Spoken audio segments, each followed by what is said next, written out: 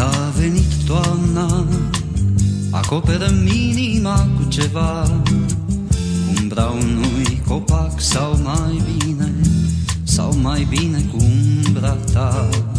A venit toamna, acoperă-mi inima cu ceva, cu umbra unui copac sau mai bine cu umbra ta. Mă tem că n-am să te mai văd uneori, ca o să-mi crească aripi ascuțite până la nori, ca ai să te ascunzi într-un ochi străin și el o să se închidă cu o frunză de pelin.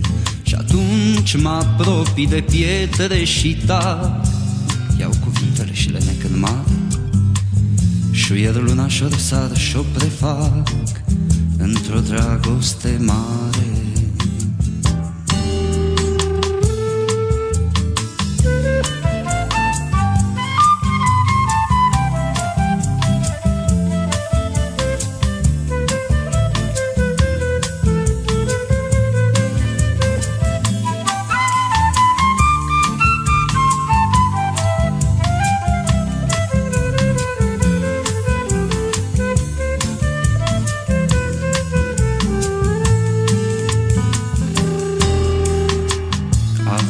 A venit toamna, acoperă-mi inima cu ceva, cu umbra unui copac sau mai bine cu umbra ta.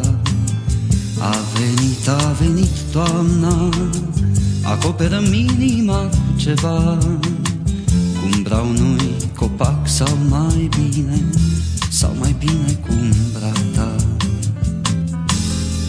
Mă tem că n-am să te mai văd uneori, ca o să-mi crească aripi ascuțite până la nori, ca ai să te ascunzi într-un ochi străin și el să se închidă cu o frunză de pelin. Și atunci mă apropii de pietre și tac, iau cuvintele și le nec în mare, șuier luna și-o răsar și-o prefac într-o dragoste mare.